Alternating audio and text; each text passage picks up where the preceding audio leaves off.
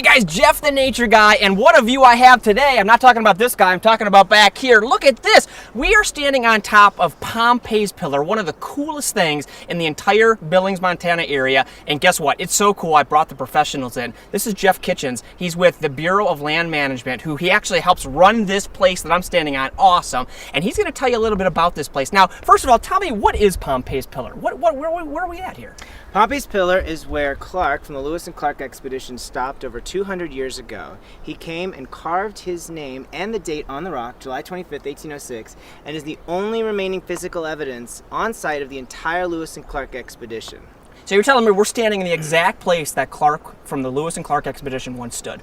Yep, if you go and stand in front of the signature, it's one of the only places in the entire country you can go and know that you are standing where either Lewis or Clark actually stood on their journey. That's fantastic. That's the coolest thing I've ever heard. Now, the cool thing is that we're looking at this river back here. Now, he came up this river, or I should say down. Is it upstream or downstream? Down. He came down. Downstream. I get all confused on what's up and downstream. But he came down this in some dugout canoes that they actually built out of trees. I mean, you're talking cottonwood trees. They actually built those, came down this river, and actually stopped here. Now, they had some other people with them. Who was all with them? Because Lewis was not with them at the time, correct? No. So what happened was after they got to the Pacific on their way back, Lewis and Clark kind of broke up at different places to try different routes. They didn't split up the band permanently. They ended up back at the same place.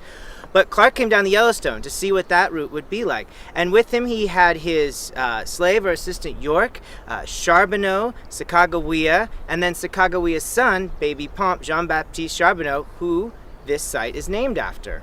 I'm glad you said that because I always mispronounce. Say it again. I always say Sacagawea. It's Sacagawea. Sacagawea. Yes. I want to make sure I get that right. And then Jean-Baptiste. Yes. And that's what this pillar is actually named after. Yep. Little baby Love Pomp was sort of, I guess, the mascot, if you want to say it, of the expedition down the Yellowstone. And Clark found him very dear to his heart and named this actually after him in his journals. Fantastic. So what's so neat about this area is that really the landscape hasn't changed much since when they were here over 200 years ago. I mean, obviously you can see some agriculture land and some bridges and what have you, but for the most part, I mean, the river looks pretty much the same. Is that accurate?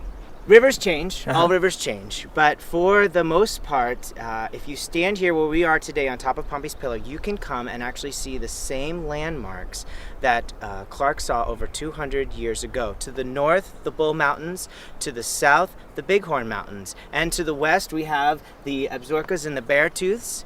And what's really neat is you can, in his journal, if you come here and you read the sections of his journal, he actually talks about that. He also talks about the wildlife and a lot of the other things that he saw when he was here on top of the pillar.